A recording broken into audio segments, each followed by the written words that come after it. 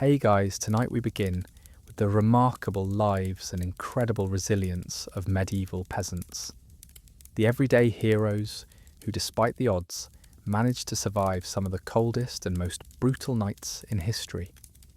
From makeshift insulation tricks to communal sleeping strategies, their story is one of grit, ingenuity, and determination. So before you get comfortable, take a moment to like the video and subscribe, but only if you genuinely enjoy what I do here. And let me know in the comments where you're tuning in from and what time it is for you. It's always fascinating to see who's joining us from around the world. Now dim the lights, maybe turn on a fan for that soft background hum, and let's ease into tonight's journey together. When you think of medieval life, you might imagine jousting knights, grand feasts and merry fairs. For the average peasant though, winter wasn't about merriment. It was about figuring out daily how not to die. It wasn't simply a season, it was an annual examination set by nature herself, graded on survival, with no opportunity for retakes. Picture a hut of mud and timber, the walls so thin you could probably hear a bird sneeze outside. Inside, the air smells faintly of smoke, damp wool, and that sour note of grain stored just a little too long. You wake because your feet have gone numb. There's no blanket to pull tighter. The one on your back is shared with two other bodies, and pulling would start a sleepy tug of war no one wins. Your breath hangs in the air, catching the faint light from the open shutter. Yes, open, because the wooden latch froze last night, and there's no point breaking it over a bit of cold air when you'll need it in spring. Bread, the reliable base of your diet in better months, is gone. The wooden grain bin stands open and empty, smelling faintly of rye dust, like an attic chest that once held something precious. Historians agree that most peasant families stored their grain in large chests or barrels, sealed with waxed cloth or animal fat to keep pests out. Trouble was, in years of bad harvest, there was barely anything to store. In some accounts, desperate families deliberately left the lids open, so rats would come, so the cat could eat the rats, and so you could eat the cat. No, that's not a comfortable thought, but in the annals of famine, comfort is not the priority. A faint scraping sound comes from outside. It's your neighbour dragging his last sack of oats toward the mill.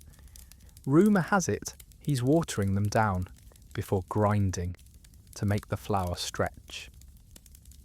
Some scholars debate whether this was a common practice or a desperate once-in-a-century tactic. Others point to manorial records showing fines for false measure, proof that even in hunger there were rules about how much you could cheat your bread. The cold seeps into the conversation of the house. Someone mutters about finding nettles along the stream once the sun's up. Someone else recalls the time of empty bellies 20 years ago, when even the church had to dig up their ornamental cabbages for the poor.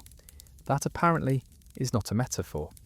Medieval churches really did keep small gardens for decoration, and in hard winters, those gardens became soup. It's easy, from a modern pillow, to think you'd simply go find food. But walking to the next village might mean crossing frozen bogs, ice-slick hills, or the Lord's game lands, where you could be punished for taking so much as a stick. There's a reason famine was often followed by stories of saints performing bread miracles. Sometimes, hope was the most filling thing on the table. Your stomach gives a low, hollow grumble, and for a moment you swear the sound could be someone knocking at the door. You almost laugh at the idea. In truth, it's just the morning greeting of another day in a winter that doesn't care who's ready for it. Outside, the first pale thread of daylight appears, carrying no warmth at all. Inside, you rise slowly, because there's no rush toward a meal that doesn't exist. Today's breakfast will be strategy, not food. The fire is still smouldering from last night, reduced to a soft glow beneath the ash. The kind of heat you could hold your hands over all morning and still see your breath. A clay pot hangs above it. The faint steam escaping like a promise it can't quite keep. It's not stew in the pot, not porridge either. What's inside is more of a suggestion than a meal. Thin broth made from yesterday's boiled cabbage water, a shard of bone fished out of the midden heap, and the last handful of barley, so small it could fit into a modern espresso cup. You lean in to stir, the wooden spoon worn into a perfect oval from decades of use. Historians have found such spoons in medieval dig sites, handles polished smooth by thousands of hands, sometimes notched with personal marks so they wouldn't get lost when families shared cooking space. In famine years, spoons sometimes outlasted the pots they stirred. There's a smell rising from the pot now, faintly earthy, faintly sour, with the ghost of meat that once clung to the bone. Someone in the corner cracks a joke that this soup could pass for the famous stone soup. If only the stone were tastier. It gets a few tired chuckles. Humour has a different flavour in famine, more gallows than giddy. That's probably why medieval chroniclers recorded jokes about eating shoe leather and praising it for being nicely chewy. And yes, there are real records of people boiling leather in times of starvation, softening it enough to chew. Outside, the sun struggles to get above the tree line, the weak winter light pooling on the frozen earth. The smoke from the chimney drifts low and sluggish, not enough heat to pull it skyward. Through the open door, neighbours wander in, drawn more by the heat than the hospitality. Someone's brought a pinch of dried herbs, another, a scrap of salted fish, mostly bone but still carrying the salty tang of the sea. These aren't gifts so much as contributions. Everyone knows that pooling resources might mean stretching the meal to feed one more mouth. An old man talks about how his grandmother once thickened famine broth with moss scraped from stones. Historians still debate whether this practice was more nutritional than symbolic. Moss contains some minerals, but it's hardly the stuff of sustenance. Still, the idea of scraping survival off the landscape has a certain poetry, and desperation rarely pauses for culinary science. The children watch the pot the way a modern child might watch a microwave count down popcorn, except here the anticipation isn't for fun, it's for the one warm swallow that will hold off shivers for another hour. Hunger changes how you experience time. Minutes stretch and tighten, as if your stomach were in charge of the clock. From somewhere outside comes the faint sound of a cart on the frozen track, the miller's perhaps, or someone lucky enough to have traded for a sack of peas. There's a story, half whispered among the adults, that a family upriver has a secret stash of oats, hidden under their floorboards. Nobody knows if it's true. Nobody asks too loudly. Famine breeds suspicion, the way damp walls breed mould. When the broth is finally ladled out, the bowls are shallow, and the servings smaller still. You sip slowly, letting each warm mouthful slide down like a gift. A few barley grains cling to your teeth. The bone in the pot is stripped, rinsed, and set aside for tomorrow's water, because tomorrow's broth will need at least the memory of meat. The fire pops once as if to remind you it's still there. Outside, the frost hasn't melted, and it probably won't today. Inside, the pot swings gently above the embers, waiting to be filled again, even if only with hope and hot water. The door groans on its leather hinges when it's pushed open, and a gust of air slips inside that makes everyone hunch their shoulders without thinking. The smell changes instantly. The faint smoke and sour bread scent of the room replaced by the sharper, cleaner bite of winter. The fields stretch before you, glazed in frost so thick they look like they've been dusted with ground glass. Hunger has a way of making the familiar landscape look strange. Where you once saw green rows and busy harvest, you now see possibility in every shadow. That clump of dead grass might hide a stubborn carrot. Those brown stems at the ditch edge could be the remains of turnips, missed in the rush before frost. And there's always the wild stuff. The weeds, the more fortunate, ignored last summer because they had wheat enough to turn their noses up. It's a long walk to the first fallow patch. The ground crunches underfoot, the frozen earth refusing to give even a little. Some families carry short iron tools, curved like half moons, for cutting roots from the hard soil. Archaeologists call them grub hoes. They're heavy, inefficient things, but in winter they're as valuable as a chest of gold. Not just for food either. In the wrong hands, they're good for defence. You kneel at the edge of a frozen furrow and start digging. Your fingers sting even through the thin wool mittens. A gift from your mother's mother. The yarn once dyed blue, but now faded to the colour of a storm cloud. You've barely scraped an inch of soil before you find your first prize. A shrivelled parsnip, wrinkled like a walnut, and no bigger than a toddler's fist. It's not much, but it's fresh, and fresh means vitamins. Historians agree that one reason famine often led to disease wasn't just the hunger. It was the lack of anything green, leading to scurvy even in inland villages. Yes, scurvy, not just a sailor's curse, but a killer in fields, far from the sea. A little farther along, you notice a lump in the ground. It's frozen solid, pale as old candle wax. You tap it with your hoe, and a hollow sound answers back. A turnip, maybe, or something that once aspired to be a turnip before the frost got it. A quick strike, and it's free, heavier than it looks. The top is soft and rotten, but the root might still be edible once trimmed. Some peasants in such times didn't even bother cutting off the bad parts. They'd boil everything together and call it thickening the soup. Whether that added nutrition or just despair is a matter historians still half joke about in conference papers. Out beyond the hedgerow, someone calls. It's your neighbour's eldest boy, waving a bundle of something greenish. He's found wild nettles in a sheltered ditch.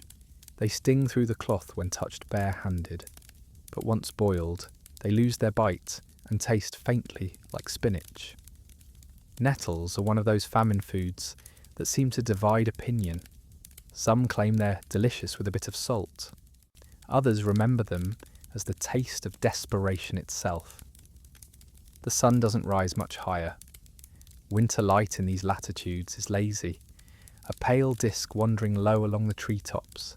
You keep moving, scanning for signs others might have missed. Every patch of disturbed soil could mean someone else was here before you. Every empty stem is a reminder that hunger isn't yours alone. In a shallow hollow near the stream, you find the strangest prize yet. A cluster of mushrooms, their caps glossy from the cold. Your first instinct is suspicion. Medieval knowledge of edible fungi was far less certain than ours. Many families simply avoided mushrooms altogether, fearing they were cursed. Still, in some parts of Europe, knowledge of safe species was passed quietly through families, almost like a secret inheritance. Was that knowledge correct? Hard to say. Historians still argue over whether certain medieval illnesses blamed on bad air were actually mushroom poisonings. By the time you turn back toward the village, your haul is modest. 3 parsnips, a half-rotten turnip, a handful of nettles, and those mushrooms you're still not sure about. It doesn't look like much, but in famine math, that's one more night of not going entirely hungry. And besides, the walk itself has warmed you. The sting in your fingers almost pleasant now that you're headed home. Along the track, you pass the ruins of an old granary. Its beams collapsed under last summer's storms. Crows perch along the ridgepole, black against the grey sky. You remember hearing that granaries in bad years sometimes held not grain, but the bodies of the desperate who broke in looking for it. Was that truth or village scare story? Scholars disagree. The records are silent, but silence has a way of sounding like shame. Back in the yard, your family gathers to inspect the hall. Someone jokes that it's a feast fit for a king, if the king happened to be a very small, very polite mouse. The laughter is genuine this time. Hunger doesn't erase humour, it sharpens it. The vegetables are carried inside, set on the rough-hewn table, and admired like treasure. Tonight they'll meet the pot, and tomorrow the hunt will begin again. Somewhere outside the frost begins to settle again as the sun dips. The fields keep their secrets well, but for now you've taken what you can. The market square is barely a square at all, more a widening in the muddy track, where two lanes meet, framed by the skeletal remains of summer stalls. What passes for commerce here in winter is subdued, cautious. There are no bright banners or cries of fresh bread or plump goose as in better months. Instead, there's the muffled crunch of feet in frost, the occasional clink of metal, and the low murmur of bargains being struck over nothing. You arrive with a small bundle under your arm, a wool cap you've mended 3 times already, a tin cup dented but still serviceable, and the iron spoon you've been hiding from the family's shared pot. This is your currency. In a year of famine, coins lose their shine. What matters is whether what you have can be eaten, worn, or burned. Archaeologists have found medieval trade records in which payments were listed not in shillings, but in value of 1 loaf or worth of 2 eggs, even when neither bread nor egg changed hands. The first stall is run by the miller's wife, her table lined with tiny sacks of meal. They're barely bigger than a man's fist, tied with string and marked in charcoal with a small cross, a promise that the grain was blessed. Whether the blessing keeps away rats or just guilt is anyone's guess. She eyes your bundle and shakes her head. A wool cap's no good to her. She has her own. A dented tin cup might interest her if it weren't so obviously resoldered. The spoon, though, that she considers. Her hand hovers over the smallest sack, the one that wouldn't feed a single grown man for more than a day. You strike the deal, and the spoon changes hands. It's an odd feeling. The spoon was yours, part of the family's kit, and now it's gone. But the grain is something real, something you can cook tonight. That's how famine rearranges your sense of ownership. Tools become food and food becomes memory in less time than it takes to cook it. Farther along, a fisherman's boy is selling dried river fish, barely finger-length, shriveled and grey. He offers you 3 for the cap. You hesitate. Fish this small have more bone than flesh, and in truth, you're not sure if they were caught last week or last year. Dried food can keep for months, sometimes years, but it can also carry the taste of whatever conditions it endured. Historians note that salted or dried fish was a famine staple in many inland areas, but always with the risk of stinking illness, a term that probably referred to food poisoning. You take them anyway. The cap is lighter than hunger. At the centre of the square, a small knot of people gathers around a man with a basket covered in cloth. When he lifts the cloth, a collective breath escapes the crowd. Apples. Small, wrinkled, spotted, but apples. You can almost taste the sweetness before you've even touched one. Fruit in winter is a luxury bordering on the miraculous. Some claim that certain monasteries stored apples in straw-lined pits to keep them for months. Others insist such stories are exaggerations, spread to boost the monastery's reputation for generosity. You edge closer, but the man isn't bartering for goods, he's trading for information. "Tell me where there's clean water without ice," he says, "and I'll give you 2. This kind of trade, while not recorded in official documents, appears in oral histories from rural Europe, knowledge exchanged as currency when goods failed. You think about the small spring in the copse behind your fields, but it's too precious to share. Instead, you mention a half-frozen pool near the East Road, knowing it will take him time to break the ice. He nods, suspicious but hopeful, and hands you an apple. 1 is enough. As you turn to leave, A woman in a patched grey shawl tugs your sleeve. Her eyes dart to the fish in your bundle. She offers a small clay jar in exchange. Inside is something dark, viscous, and strong-smelling, rendered animal fat. It can be used to cook, to waterproof boots, or even as lamp fuel. It's the sort of multi-purpose resource that famine survivors prize. You hand over the fish. The jar is heavier than you expected, and the smell is oddly comforting, like roasted meat from a feast you once attended as a child. The walk back from the market is quieter than the walk in. Each item you've acquired is counted and recounted in your head, its uses plotted and replotted. The grain could be porridge or bread, but bread takes more flour. The apple could be eaten raw for immediate joy, or sliced thin and shared, a gesture worth more than the calories. The fat could be saved for the coldest nights, or used now to make the grain more filling. Every choice has a shadow. Every decision now could be the thing you regret next week. Halfway home, you pass two men arguing in the road. One clutches a bundle of rabbit pelts. The other swears he traded for 2 rabbits alive, not their skins. This is the sort of dispute that never really ends in famine. Who owes what to whom when survival is at stake? In some medieval villages, there were hunger courts for such matters, though records suggest they were more about restoring peace than actual justice. Nobody can eat fairness. By the time you reach the hut, the light is fading. The apple sits in your hand like a sun you can carry. Inside, the fire's embers glow, and the air is thick with the smell of boiling nettles. Tonight, there will be grain in the pot, a hint of apple sweetness on your tongue, and maybe, if the jar of fat lasts, a meal that feels almost human again. The market may have taken your spoon, your cap, and your pride, but it gave you one more day, and in this season, that's a bargain worth making.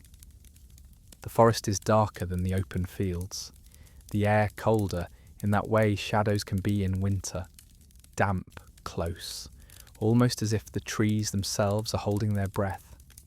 The trunks are bare and pale, their bark split and scarred from seasons of wind. Somewhere far off, a crow calls, its voice carrying like a thrown stone. You pause just inside the tree line, letting your eyes adjust to the green-brown dimness. You're not here for firewood, though heaven knows the hearth would welcome it, because the wood here isn't yours to take. This is the Lord's forest, marked by charters and boundaries older than your family name. The rights to its timber, its game, even its fallen branches belong to someone who may never set foot here, but whose steward will not hesitate to punish trespass. Still in famine, rules become flexible. The bark of certain trees, boiled and scraped, can thicken a soup. Moss, lichen, even certain small branches can be burned for warmth. A thin path snakes between the trees, more animal than human, and you follow it with careful steps. The snow muffles your tread, but every snapped twig sounds like a trumpet blast in the quiet. You've heard stories of people caught here, fined, beaten, even imprisoned in the manor cellar for days. Historians note that poaching didn't only mean hunting deer or rabbits. Stripping bark or gathering deadwood could count too. The line between feeding yourself and stealing from the Lord's table was razor thin, and famine made it thinner. Your first stop is an old willow leaning drunkenly over a frozen stream. Its bark peels in long curling strips. Willow bark has a bitterness to it, a chemical tang that, as modern science would later discover, comes from salicine, a natural pain reliever, ancestor to aspirin. Medieval folk didn't know the chemistry, but they knew chewing it could ease aches and fever. And when you're starving, easing pain is almost as good as feeding the belly. You strip a few ribbons and tuck them into your satchel. Deeper in, you find what you came for, the grey-green carpet of moss clinging to the north side of an oak. This moss, when boiled, can lend a faint thickness to broth. Not much in the way of calories, but it makes the liquid seem more substantial. In truth, the moss is mostly indigestible fibre, but that fibre can quiet a stomach enough to sleep. Archaeologists have found charred moss in the remains of medieval cooking fires, leading some to believe it was a quiet, desperate staple in times of scarcity. You work quickly, scraping with the edge of a small bone knife, glancing over your shoulder every few breaths. In the silence, every sound becomes suspicious. A flake of snow falls from a branch, a squirrel's claws scratch bark somewhere above you. You wonder, absurdly, if the squirrel is watching you with the same suspicion you feel toward any human movement here. Near a small clearing, the earth is disturbed. At first you think it's the work of another gatherer, but then you see the hoofprints, small, cloven, fresh. A deer passed here not long ago. Your heart lurches. A deer could mean meat enough to feed the whole household for a week. But you have no bow, no spear, and no legal right to take it even if you did. Still your mind betrays you, spinning out the smell of roasting venison, the slick feel of hot fat on your tongue. You shake the thought away and move on. In the middle of the clearing lies a fallen branch thick with lichen. You hesitate. It's heavy, awkward to carry, but lichen can be dried and ground into something that, in the most generous light, resembles flour. In Icelandic and Scandinavian famines, families baked lichen bread, its flavour bitter and earthy, its texture dense enough to tire the jaw. Some historians still argue whether such bread was truly nourishing or more a symbolic act of eating to keep spirits alive. You lift the branch, feel its weight, and decide the argument isn't yours to settle today. Into the satchel it goes. On the way back, you skirt a patch of snow, so bright it almost hurts the eyes. Here, in the small pool where snowmelt collects before freezing again, someone has already been. The snow is scooped and gone, perhaps melted for drinking water. It reminds you of the cruel truth. The forest's bounty is not yours alone to find. Every path you take, someone else has taken. Every tree you strip, someone else has eyed. The final stretch home is slower. The satchel digs into your shoulder, heavy now, with bark, moss and the stubborn branch. You take the long way, avoiding the main track in case the steward or his men are out. In your head, you rehearse an excuse. Gathering for the hearth, my lord, nothing more. But the moss will give you away. Too many know its use in the pot.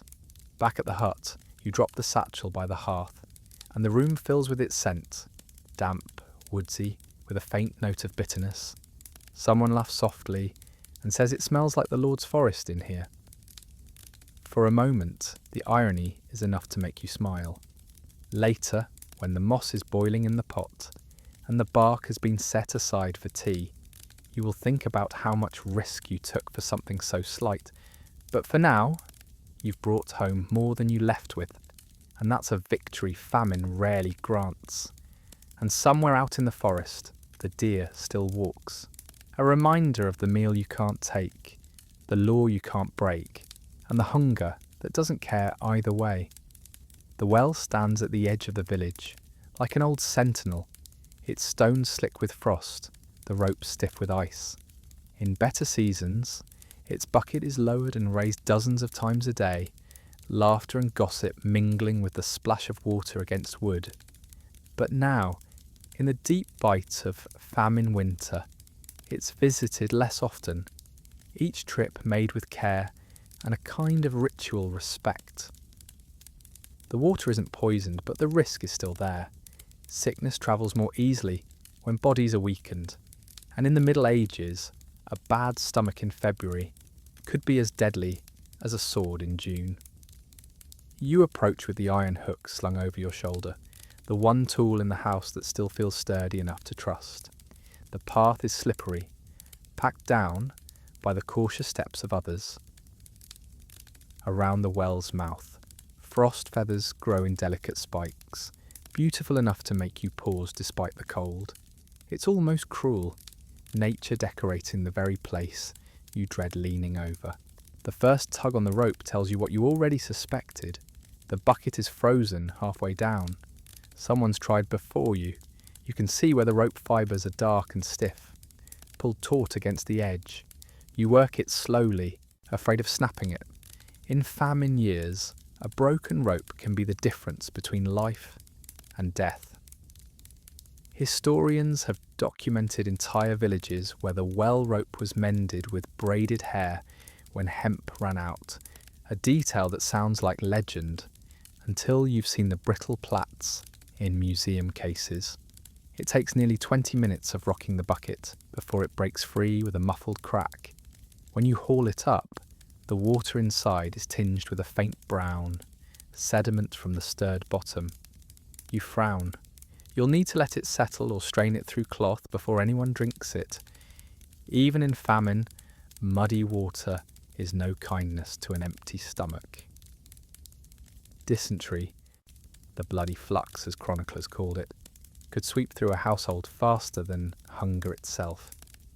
There's a story your grandmother used to tell about the famine of her own childhood. When the well nearly froze solid, families took turns guarding it from water thieves, people from neighbouring hamlets who would arrive under cover of darkness to chip ice and run off. Historians still debate whether such tales were exaggerated to teach caution, but the fear of scarcity makes thieves out of the most upright neighbours. You dip your own small jug and fill it carefully, watching the ripples. The water smells faintly metallic, a taste you know will cling to it, even after boiling. The metallic tang isn't from any pipe, of course. It's from the earth itself, leaching iron and minerals into the groundwater. Modern palates might reject it, but in the Middle Ages it was just how water was. Behind you, a pair of children shuffle up, each carrying a clay jar almost as big as their torsos. They wait patiently for you to move aside, their breath steaming in the cold air. The smaller one glances at your jug and asks, in that blunt way children have, "Is it clean today?" You shrug. "Clean enough." That's all anyone can promise. On the walk back, you take the longer route past the stream, just to see if the rumour is true, that it's frozen all the way through this year. Sure enough, the surface is solid, the water underneath trapped in silence. You remember summers when you'd wade there to your knees, watching minnows scatter. Now it's just another reminder that winter has locked the world tight. Near the bend, you find something unexpected. A small hole in the ice, rimmed with frost. It's too neat to be natural. Someone's been fishing through it. You peer in, but see only black water. Ice fishing in famine is risky business.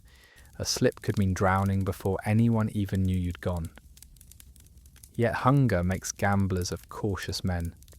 In Scandinavia and the far north of the British Isles, families relied on such winter fishing, sometimes catching enough to trade. Here, it's more often an act of desperation than a livelihood. By the time you reach the hut again, the jug feels heavier than when you left, the cold leaching into your fingers through the clay. Inside, the fire is low, but the air is warmer than outside. You set the jug near the hearth to take the edge off before boiling. It's a simple precaution, but it can mean the difference between drinkable water and a cracked jug. While the water warms, someone in the corner tells a half-joking story about the miracle wells of the saints, springs said to run sweet even in drought, some of which still draw pilgrims. Historians are split on whether these wells were truly unusual or simply better maintained, but the idea lingers that somewhere there might be water untouched by sickness or frost. You sip a little once it's boiled, letting the steam clear your nose. It's earthy, metallic, and faintly smoky from the fire, but it's warm, and that warmth spreads slowly outward. In a season where meals are more often water than anything else, even water can feel like a kind of feast, Outside, the well waits for the next hand brave enough to tug at its rope. The frost feathers will grow again tonight. The bucket will freeze again. And tomorrow someone else will stand where you stood, deciding whether clean enough is good enough to survive another day. By the time the afternoon light starts to thin, the work of the day is done in the way famine days are done, not because the chores have ended, but because there's no strength left to finish them. That's when the stories begin.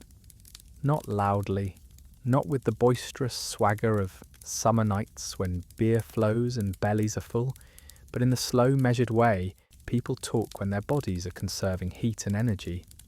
The family gathers close to the hearth, knees touching, shoulders pressed together.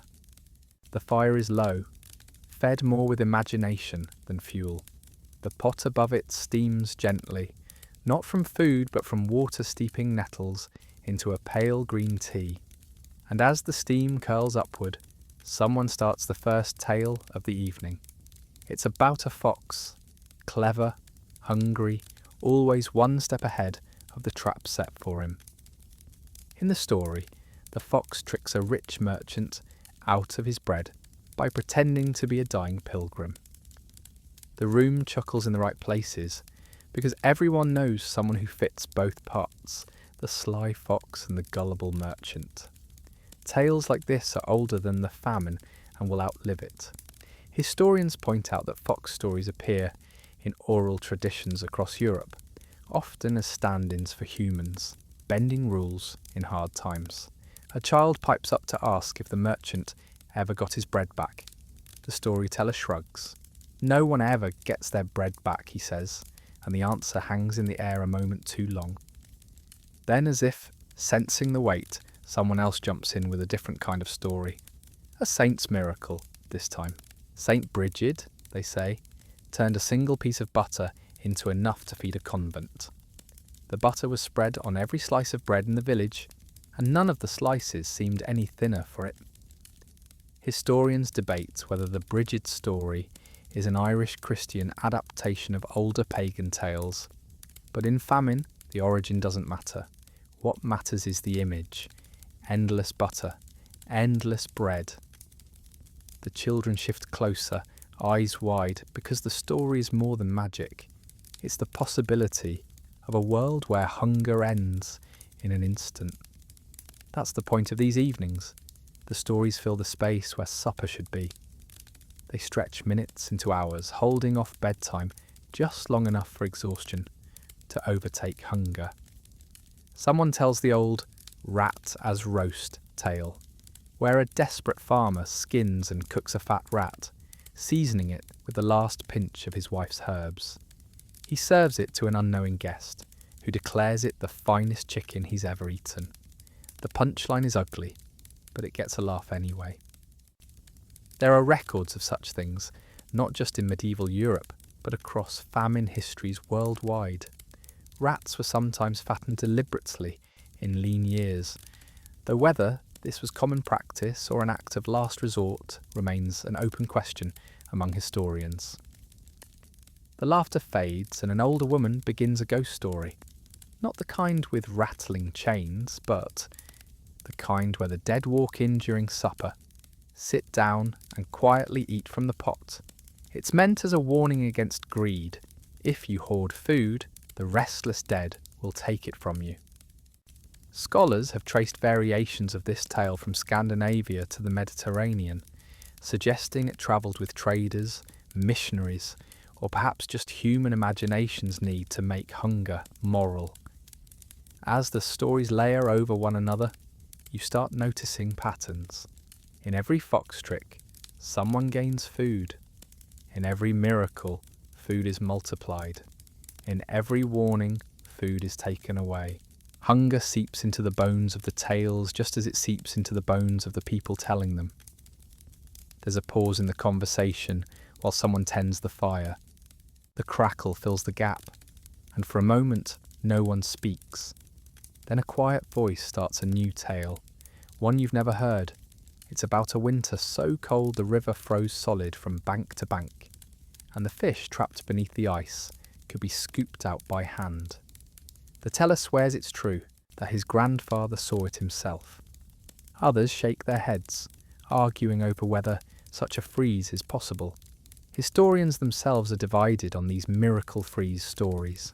Some see them as exaggerations of severe weather events, others as real phenomena in particularly brutal years.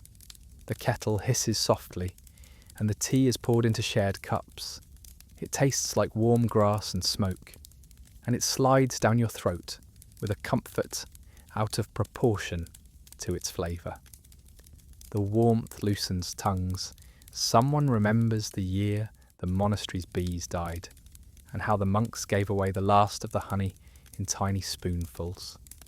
Someone else recalls a famine wedding, where the feast was nothing but thin bread dipped in broth, and yet the couple was still considered lucky because they had both.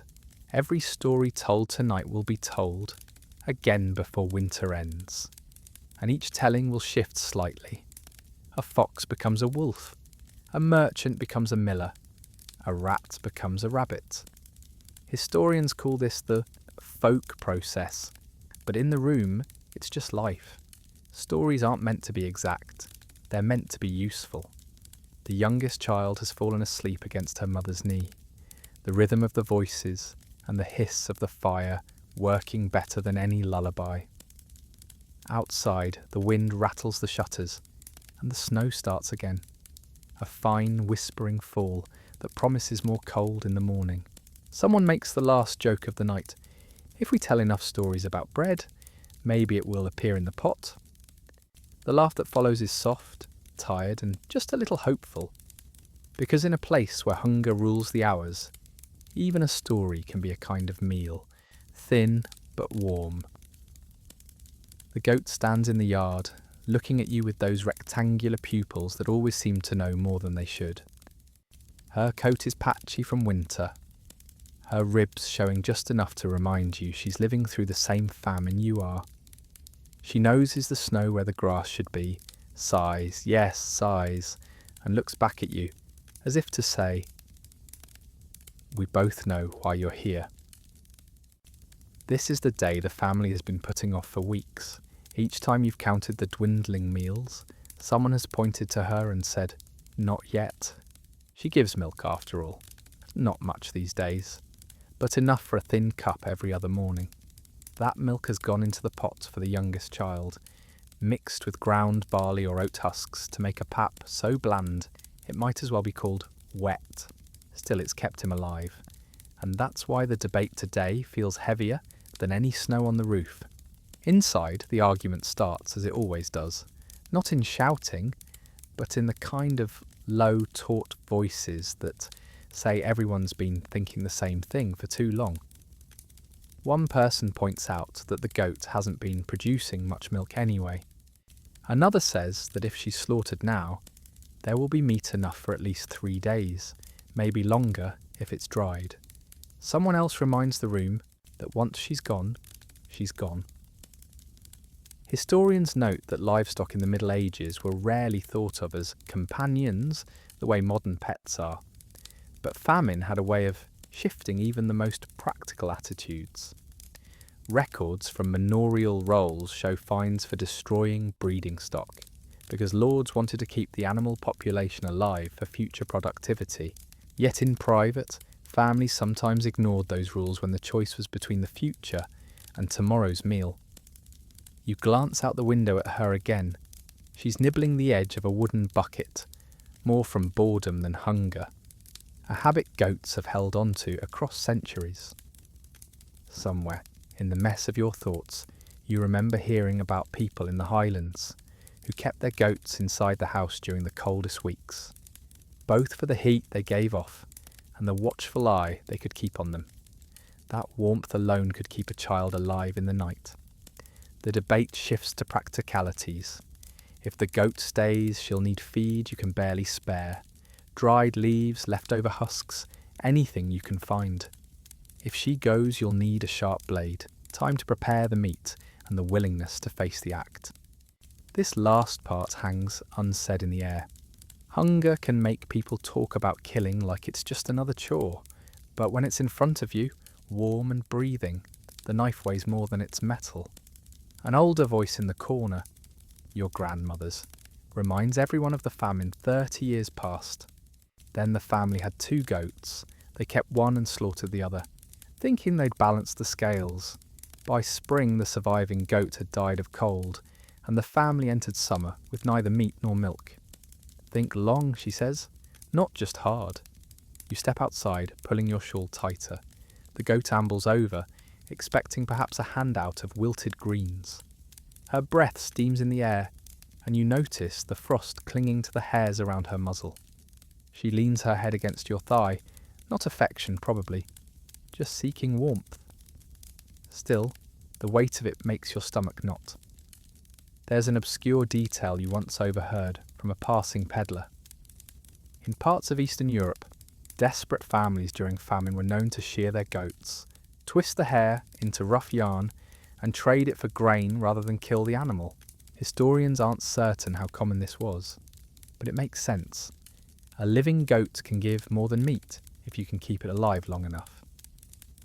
Back inside, the conversation circles and circles, like a hawk riding a thermal. The children don't speak. They know enough to watch the adults. One of them is holding the small cup you use for milk days. It's been empty since yesterday. That image lingers more than any argument. At last the decision is made, not by vote, but by silence. The goat stays, at least for now. It's not a happy conclusion, but it's one everyone can live with for another week. You'll find a way to feed her, even if it means giving up some of what might go in your own bowl.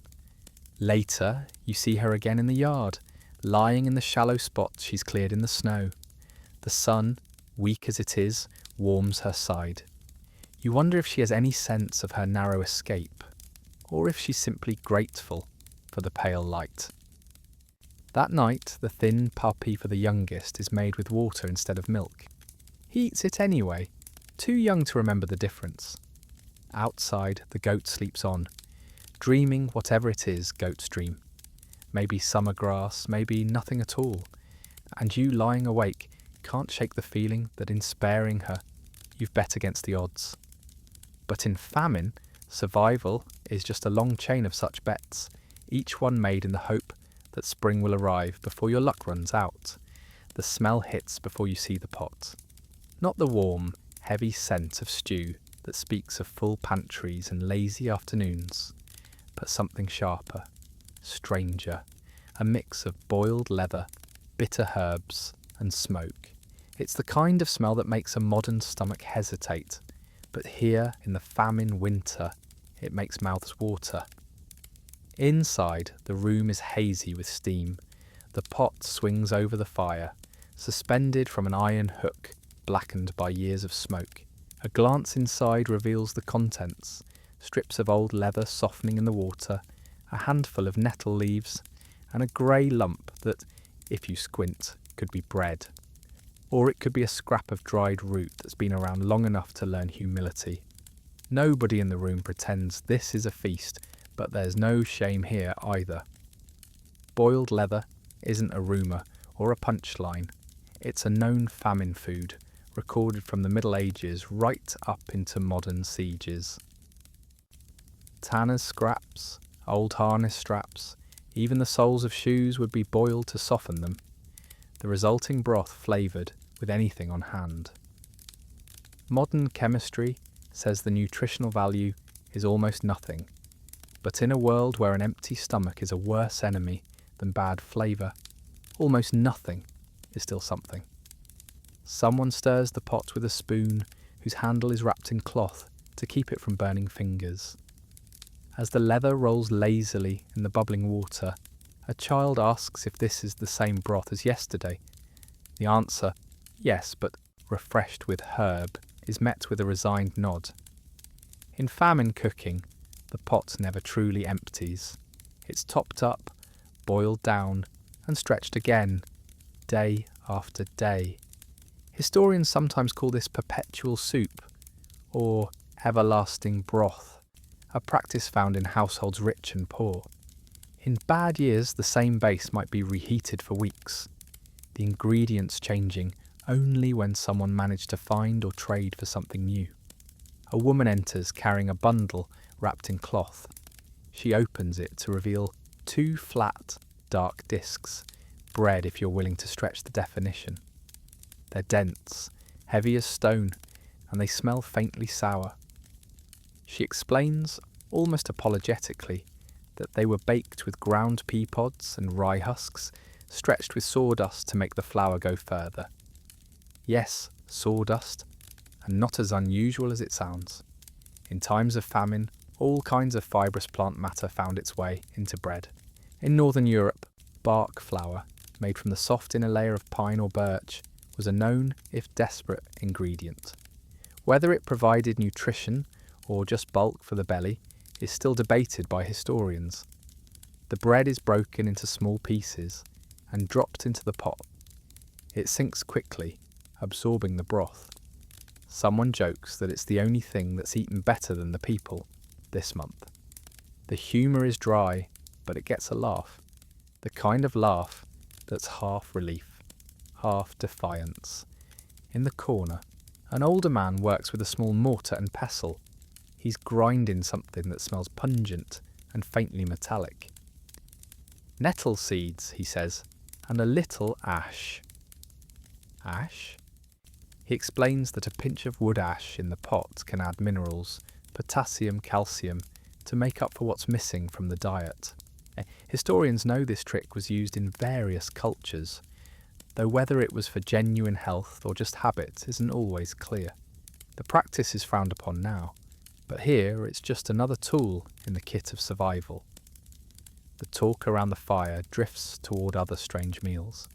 Someone remembers a year when their family roasted crow, stringy and dark, but better than shoe leather, they say.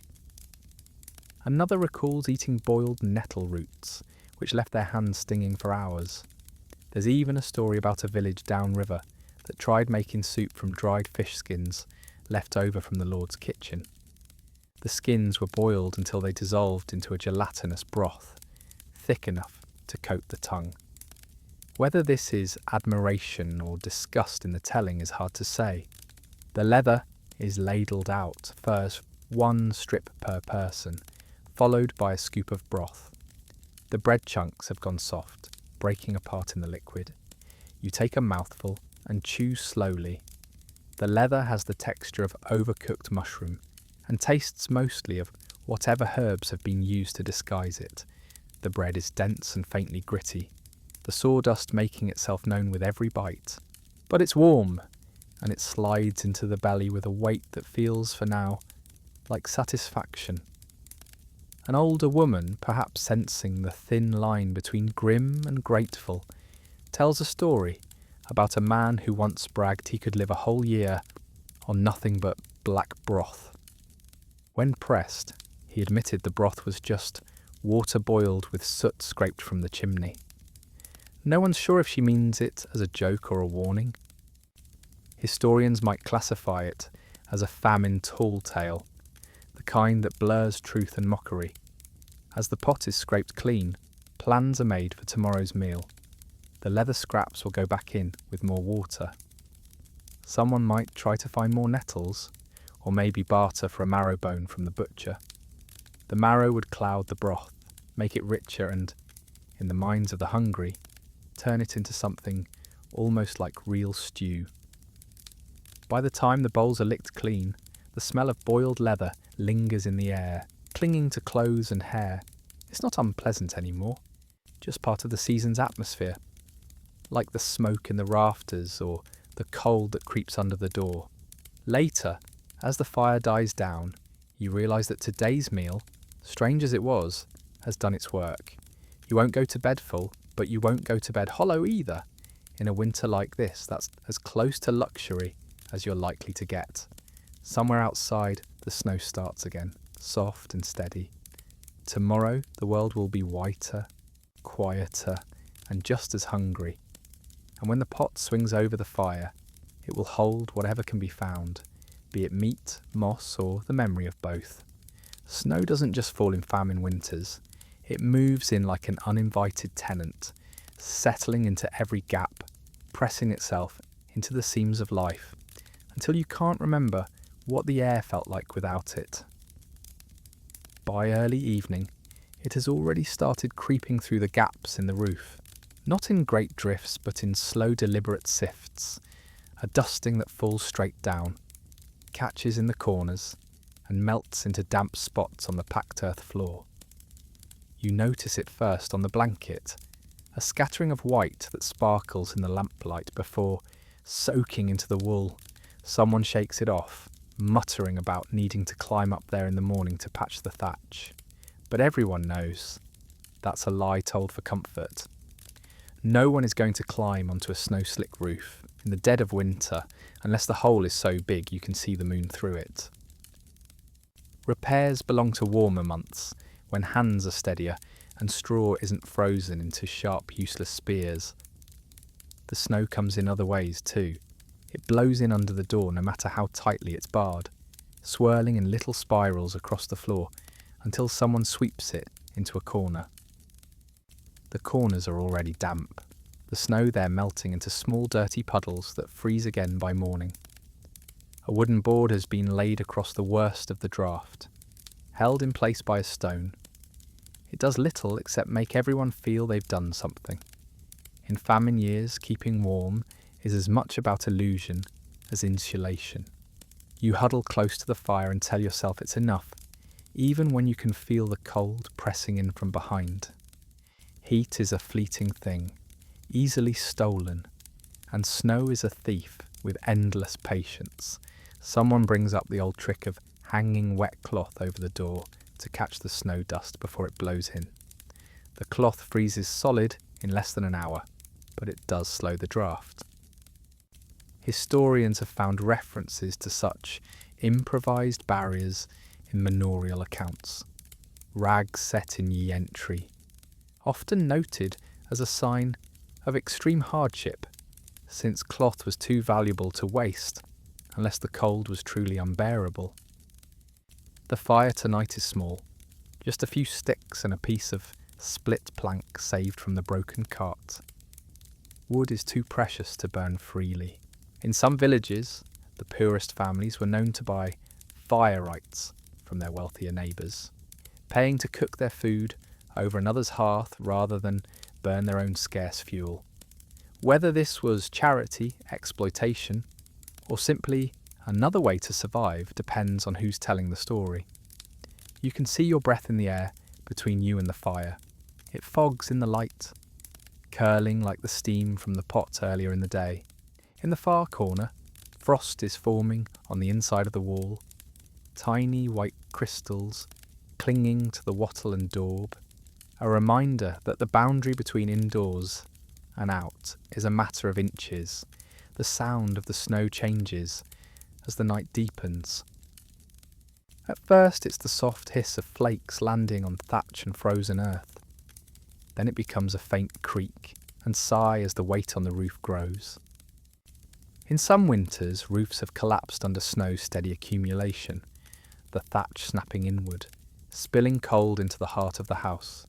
It's rare, but rare isn't the same as impossible, and famine years make even rare disasters harder to recover from.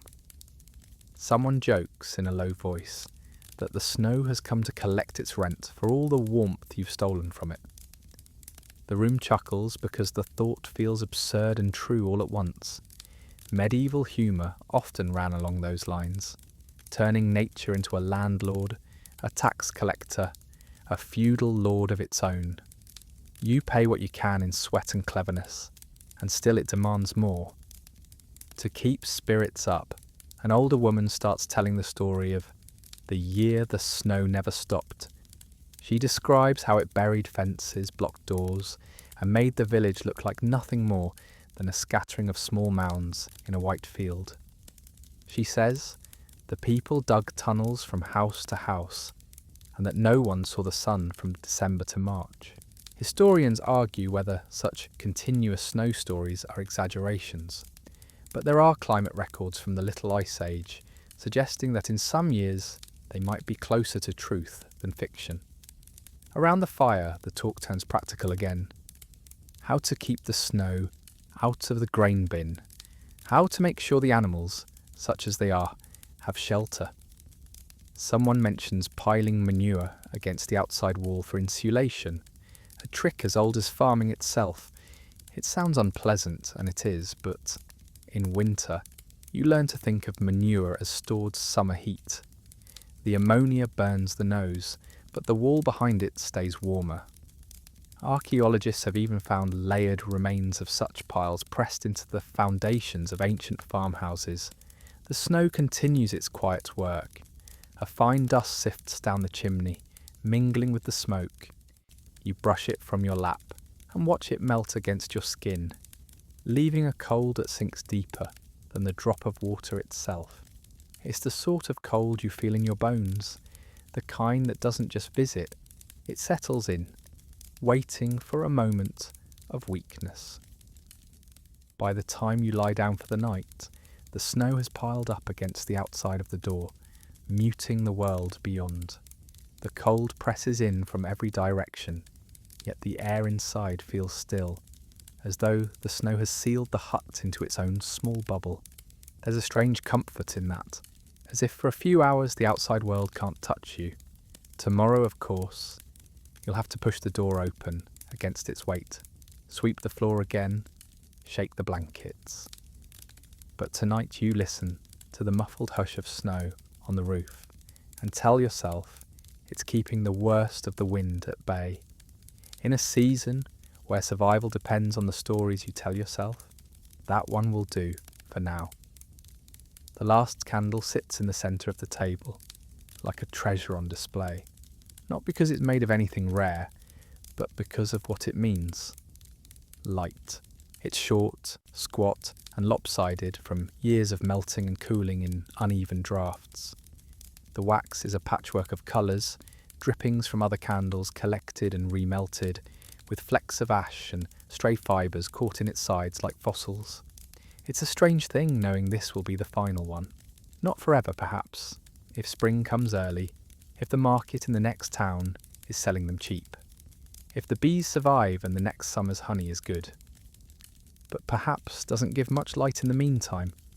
Once this stub burns down, the nights will belong entirely to the fire and whatever glow it throws across the floor. Someone sets it in a crude clay holder, the rim chipped, the base uneven. The wick catches with a soft hiss, the flame flaring brighter than expected, as if eager to prove its worth. Shadows leap back along the walls, showing cracks in the daub, the uneven weave of the wattle, and the faint glimmer of frost in the farthest corners. The candle smell is faintly sweet, beeswax from some earlier life, mixed with the sharper tang of tallow.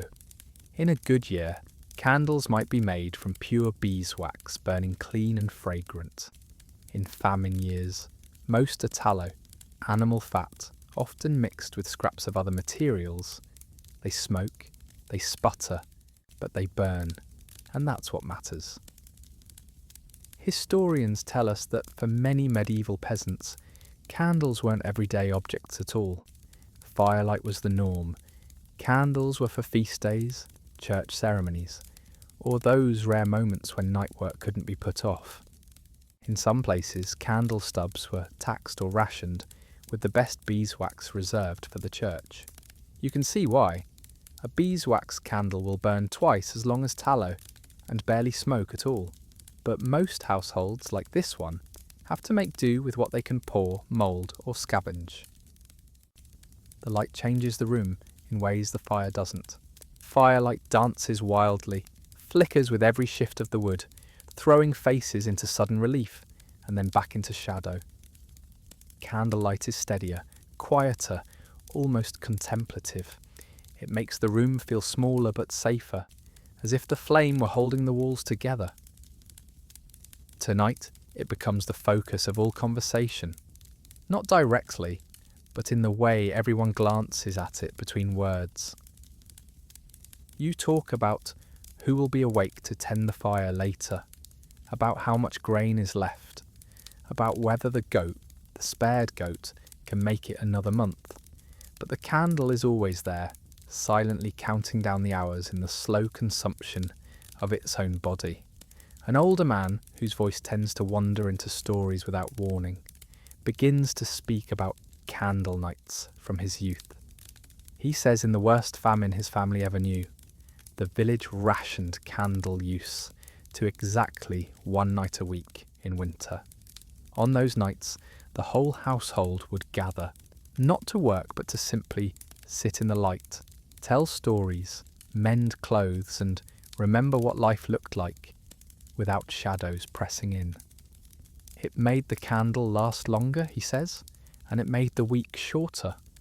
A younger voice cuts in with a bit of dry humour. Maybe the candle made the hunger shorter too if you stared at it long enough. Laughter flickers through the room, quick and warm. In famine, jokes about hunger aren't cruel. They're the only way to speak about it without drowning in it. The candle burns lower. Its pool of melted wax wobbles with each draught, threatening to spill over the side. A child leans forward to see the way the flame bends when someone walks past, the shadow stretching and shrinking like a living thing. That's part of the magic here. In a world where nothing is wasted, even shadows feel like possessions you could almost hold in your hands. You remember hearing once, a shorahant from a travelling monk perhaps, that in some monasteries every novice had to make his own candles for the year, and if they ran out, they worked in darkness until the next. The monk claimed it taught humility. You suspect it taught better candle making. The smell deepens as the tallow burns hotter, filling the air with a faint, greasy warmth that mixes with the lingering scent of smoke from the hearth. It clings to your clothes, to your hair, to the wool blankets. Tomorrow, when you step outside, you'll carry the smell with you, a small marker of this night's light. As the stub shortens, the conversation quiets. It's not intentional, just the way of things. People seem to instinctively match their voices to the remaining flame. The stories turn softer. A memory of summer meadows, a song hummed more than sung, a list of names from a family burial plot, as if speaking them keeps them warm. Historians might note that light has always shaped human rhythm. With candle or without, work and talk slow as darkness grows. Someone gets up and pinches a bit of ash from the hearth, dropping it into the candle's pool of wax. It's a trick to slow the burn, not by much, but enough to make you feel clever. Whether it truly works or not, no one here is going to question it. Near the end, the flame starts to gutter. The wick bends under its own weight, dipping toward the wax. Shadows creep back across the room, reclaiming the walls, the corners, the faces. For a moment, the flame flares again, bright enough to make you squint. Then it collapses inward, leaving a wisp of smoke that curls into the rafters. Darkness is instant and complete, broken only by the faint orange glow from the fire. Someone sighs. Someone else shifts closer to the hearth. The candle is gone, and with it goes a small piece of the night's safety. But before you can sink too deep into the loss, a quiet voice says, "Next year there'll be more." And whether you believe it or not, you let the words settle in your mind. In famine, promises are another kind of light, and like candles, you hold them close while they last. Sleep isn't a single block of peace here. It's a series of small fractured stretches, stitched together by the sound of someone moving, coughing, or shifting logs on the fire. The body gets used to it, not in the sense of liking it, but in the sense that it no longer expects anything else. The blankets tonight are a mismatched collection. Woven wool, coarse linen patched until the original weave is hard to see, and two thick cloaks that smell faintly of smoke and goat. They're all laid across a single bed frame, if bed frame is the right word for the low wooden platform against the far wall. It's not wide enough for the whole family, so half of you lie there, and the others take the floor, with mats of straw that crackle when you move. The arrangement is decided by an old, unspoken system. The smallest children in the middle, the oldest on the edges, and those on fire watch, closest to the hearth. Fire watch means exactly that. You wake in turns through the night to poke the embers, feed them scraps of wood, and make sure the flame doesn't die. Historians point out that in much of medieval Europe, segmented sleep was normal, even in good years. People often went to bed soon after dark, slept a few hours, woke for an hour or two to pray, talk, or work, then returned to bed until dawn. In famine, this pattern wasn't a choice. It was survival. You had to keep the fire alive to keep frost from forming on the inside of the walls, and you had to keep watch for any sign of trouble, a spark jumping where it shouldn't, or something moving in the dark outside. The first watch tonight belongs to your uncle. He sits on a stool by the hearth, one hand on the poker, eyes half-lidded in the dim orange light. The rest of you try to settle, each finding a position that doesn't put an elbow in someone's ribs. The smell of the day lingers, leather broth, smoke, and the faint earthy tang of moss. And in the stillness, you notice how much of it has settled into the fabric beneath you. Sleep comes in thin waves. You drift in and out, sometimes dreaming, sometimes just listening. You hear the fire crackle, the wind pushing against the shutters, the occasional creak of the roof beams under the weight of snow. Somewhere in that blur, you remember a strange fact you once overheard. In some places during the coldest winters, people would take turns lying nearest the door, rotating every hour so no one froze in the draught for too long. You don't know if it's true, but it makes sense. Cold is an unfair guest if left to pick its own targets. The second watch falls to you. Your uncle nudges you gently, and you rise, pulling the cloak tighter around your shoulders. The stool is warm from his sitting. The fire, though, is already low, a soft bed of coals glowing in the ash. You stir it carefully, adding a split piece of wood from the stack. It hisses as any lingering damp burns off, and the fire answers with a burst of light that throws shadows across the walls. This hour is yours, though it's not a peaceful one. You're awake, but not awake enough to think clearly, and the mind tends to wander strange paths here. You notice how the walls are not quite straight, how the smoke from the fire sometimes hesitates before rising into the chimney hole, how the snow at the base of the door seems to be creeping inward, grain by grain. It's not fear exactly, but a watchfulness, the sense that in famine, danger doesn't announce itself. It seeps in quietly, like cold. Halfway through your watch, the goat stirs in her corner pen. You hear her shift her weight, the faint rustle of straw. She's probably just readjusting, but for a moment you wonder if she's hungry too. Then you remind yourself that of course she is. Every living thing in this room is. When your hour ends, you wake the next person, your older cousin, and slide gratefully back under the blankets. The warmth of shared sleep is immediate, the heat of other bodies soaking into your chilled skin. You understand why, in times like this, the idea of personal space has no meaning. Warmth isn't an individual possession, it's a communal project. Somewhere in the deep night, you wake again, not for your shift but because of a sound, a soft thump from outside. You hold still, listening. It comes again, followed by the faintest scratching. It could be a branch shifting in the wind, or it could be something trying to get in. You remember hearing stories of wolves in famine years, bolder than usual, creeping close to houses in search of scraps. Historians debate how often this really happened, but the tales are persistent. Glowing eyes at the window, paw prints in the snow by morning. The sound fades after a while, and the fire's warmth lulls you back towards sleep. You think, just before drifting off, about how strange it is that the night feels both endless and brief. A handful of hours stretch so thin they feel like a day. then gone before you've had enough rest. When the pale light of dawn starts seeping through the cracks, you're not sure if you've slept 2 hours or 6.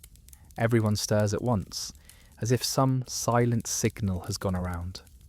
The fire is still alive, thanks to the night's watch. The blankets are damp at the edges, where melted snow has seeped in, but they're still warm in the middle. And though you wake tired, there's a quiet pride in knowing you made it through another night without the fire dying, without the cold winning. In famine, that counts as victory. The quiet of a famine night is not truly quiet. It is layered, like thin cloths stacked on top of one another. You have to pay attention to separate them. At first, you notice the obvious, the slow breathing of those lying beside you, the soft occasional cough, the low crackle of the fire as a coal shifts and collapses into ash. But listen longer, and you start to hear the things that live under those sounds.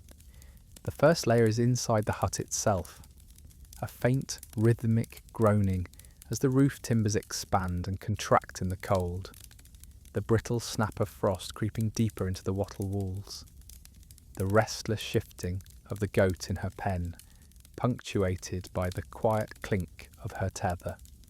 And then there is the sound that is not quite a sound, the whisper of fabric as someone moves in their sleep, a knee brushing wool, a hand pulling a blanket tighter. The second layer is the body. Not yours alone, but all of them together. Stomachs grumble in the darkness, a soft, hollow, almost embarrassed protest. It's strangely synchronized. One growl sets off another, and for a moment the room feels like it's breathing through its hunger. You try not to focus on it, but in the middle of the night, hunger is louder than any conversation.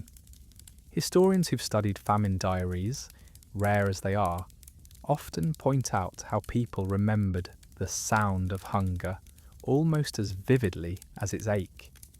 The way it turned the body into an instrument that played the same note over and over every hour.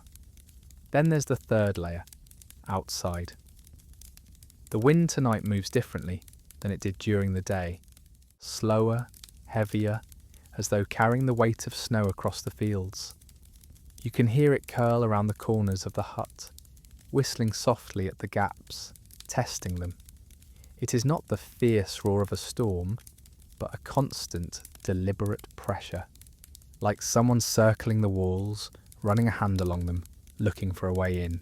Somewhere out there, something cracked, not loud enough to be a tree falling, more like the sharp break of ice under a cautious foot. You hold still, listening. A moment later, it comes again, followed by silence. It could be nothing. It could be the ice shifting on the stream. It could be, well, you let that thought trail off, because in famine nights, imagination is sharper than truth. You think about the old stories of hunger beasts, not real animals, but the way the starving mind gave shape to the sounds outside. In parts of the north, people spoke of a long shadowed thing that paced the village edges, sniffing for weakness. In the Low Countries there were tales of the wet wolf, the white wolf who came only in the coldest winters, always unseen, but leaving paw prints in the snow around the poorest huts. Historians argue about whether these were just fear-given fur and teeth, or echoes of actual predators made bold by scarcity. You don't know. Tonight you'd believe either. Another noise, closer this time.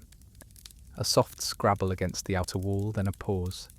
Your eyes flick open in the darkness, but of course you see nothing. Someone else stirs, mutters, but doesn't wake fully. You hold your breath, waiting for a follow-up sound. None comes. It's almost worse than if it had. A log shifts in the fire, sending a thin rush of sparks up into the chimney hole.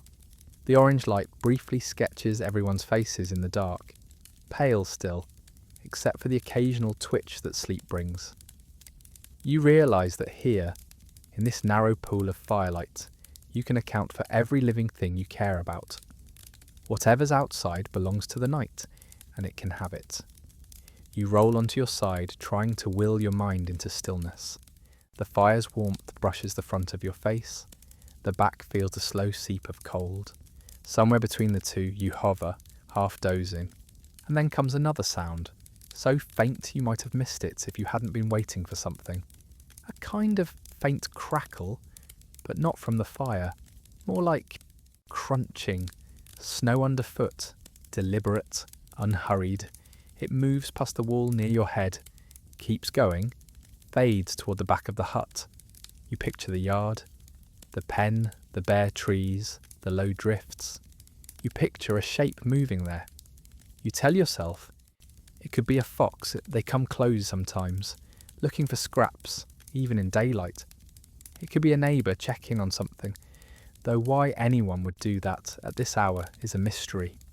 The sound fades. Your muscles loosen a little. It's nothing you decide. You're almost certain of it. It's then you hear the last layer of famine night, the things that aren't sounds at all, but that your mind hears anyway. The weight of hunger pressing against the edges of sleep. The way silence can feel like it's waiting for you to notice it. The awareness that morning is still a long way off, and between now and then, the night will take whatever shape it wants. You don't remember falling asleep again, but you do remember waking to the pale blue light of dawn and finding the snow outside the door marked with tracks, not human, not quite wolf, but bigger than any dog you know. The goat is alive, untouched, nothing is missing, and yet all morning you keep glancing at the door, half expecting to see those tracks again. Hunger has many shapes. Sometimes it's in your belly. Sometimes it's just outside, moving through the snow, reminding you it's still there. It begins in the kind of sleep that feels heavy as wet wool. The body sinking so far down, you forget you were ever awake. Hunger has its own way of shaping dreams. It doesn't just feed you imaginary banquets. It laces them with memory so vividly you can almost smell the food, feel its weight in your hands. You find yourself standing in a market square, though it's nothing like the bare, hungry one from last week. This one bursts with colour and noise, stalls overflowing with apples so red they almost glow, cheeses stacked in wheels, bread loaves steaming as though they've just left the oven. You're holding a slice, thick, golden crusted, the kind that leaves your fingers oily, and the first bite floods your mouth with heat and salt, and something you think might be rosemary. It's almost cruel, the way the dream lets you chew, swallow, and feel the warmth spreading down your throat. Historians who've studied accounts of famine survivors often note this strange phantom eating in sleep, how the starving mind will construct entire meals, down to the texture of the crumbs on your tongue. Some say it's a coping mechanism, others think it's just the brain's cruel trick, replaying its memory of plenty like an old performance. In the dream, you wander through the market, greeted by people you half recognise. The miller's wife, the fisherman's boy, even the peddler who once sold you the tin cup you later traded away. They press food into your hands. A slice of pear, a piece of smoked fish, a whole roasted onion still wrapped in its skin. Each one tastes impossibly rich.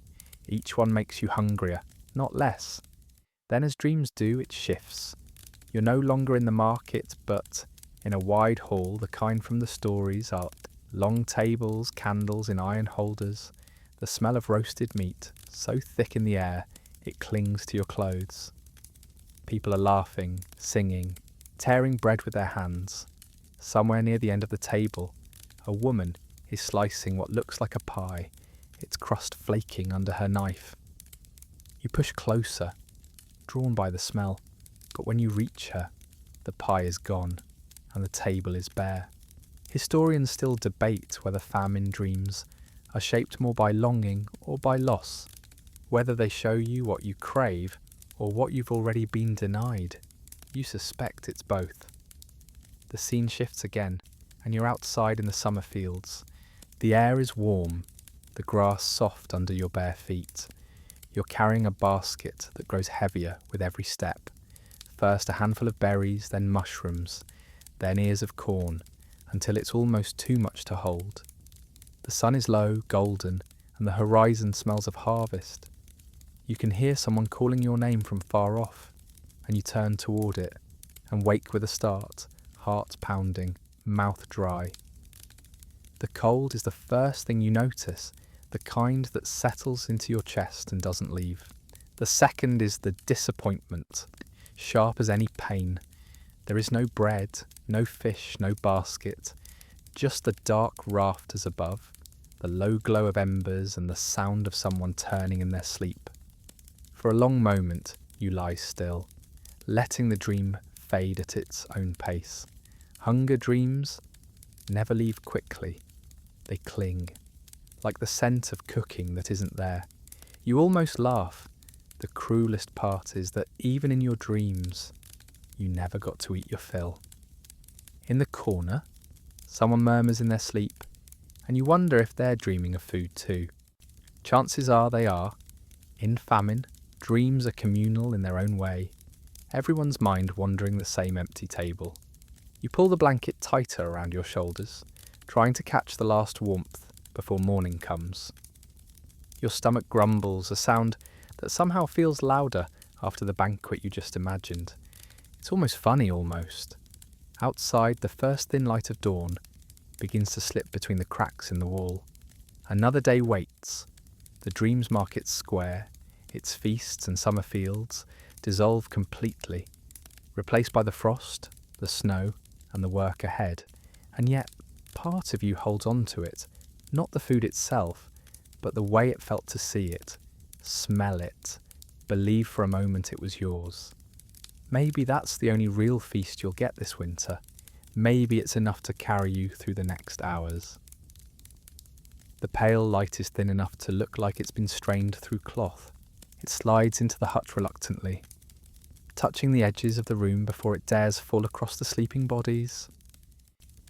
You're awake before it reaches you, not from any real rest, but because the cold has crept into your bones and decided to stay there. Outside, the snow is crusted over, a brittle skin that cracks underfoot. You push the door against the drift that settled overnight. It opens with a reluctant groan, letting in a rush of air, so sharp it feels like a blade across your face. The village beyond is still, the roofs hunched low under their frost, the lanes muffled into silence. This is what passes for morning now. Not a start, just a continuation.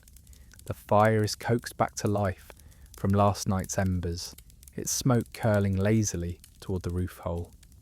A few small sticks and the stubborn ends of old planks are all that's left for the day's fuel. There's no talk of breakfast. The pot hangs empty, swinging slightly as if embarrassed by it. Someone mentions the goat, her breath making steam in the weak sunlight. She survived the night, but the hay pile is lower than anyone wants to admit. There's quiet arithmetic in the air. How much is left, how long it might stretch, whether this week will be the week her fate changes. By the time the sun climbs just above the tree line, the list of the day's work has already been spoken aloud. Check the grain bin, walk to the edge of the frozen stream to see if the water hole can be opened again. Sweep the snow from the roof before the weight grows dangerous.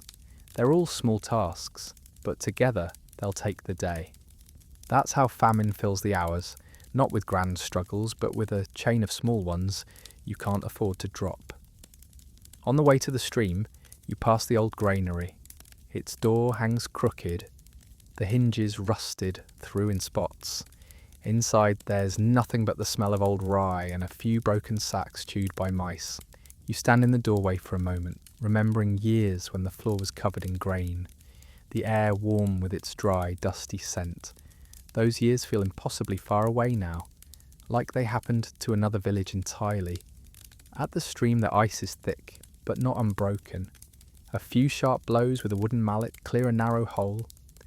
The water beneath is dark and cold, moving slowly under its frozen roof. You fill a jug, knowing it will be heavy on the walk back, but unwilling to risk leaving it for later. The rest of the morning passes in that particular famine rhythm, not quickly, but not idly either. Every action is deliberate. Wood stacked carefully, so none is wasted. The hut's cracks inspected for new leaks. The roof's snow pushed down in cautious shoves, so it doesn't fall onto anyone below. By the time the light begins to fade again, there's no sense of the day having passed. It feels more like it's been folded over the night before, part of the same long stretch of surviving. There's no meal to mark the evening, just a handful of soaked grain divided between bowls, eaten in silence, except for the soft scrape of wooden spoons. When darkness takes the edges of the room, the fire is banked for the night. Blankets are pulled close. Someone hums a tune without words, a thing half lullaby, half habit. The air smells of smoke, damp wool, and the faint sweetness of the grain. You lie down among the others, the warmth of their bodies already seeping through the blankets. Tomorrow will be like today, snow at the door, the thin line of light, the same calculations about food, wood and time. But that's not what you think about as your eyes close. What you think about is the fact that this day is over, and you are still here. It isn't victory in the way stories like to tell it. It's smaller than that, quieter. But in a winter like this, there's nothing small about making it to morning. The fire's glow fades to embers, the breath of the sleeping room rising and falling like a single chest. Outside, the snow lies undisturbed, and the cold stands watch without moving. You let the darkness take you, carrying only the small truth that you have lived through another day. The hut grows still, the fire's last ember winking out into black. Outside, frost lays its quiet claim on the world, but inside the air is heavy with a shared warmth and the slow rhythm of sleep. Somewhere far off the snow keeps falling, soft as breath, and the night closes in without hurry. You drift toward the edges of thought, carrying only the knowledge that dawn will come, and with it the chance, however thin, to keep going.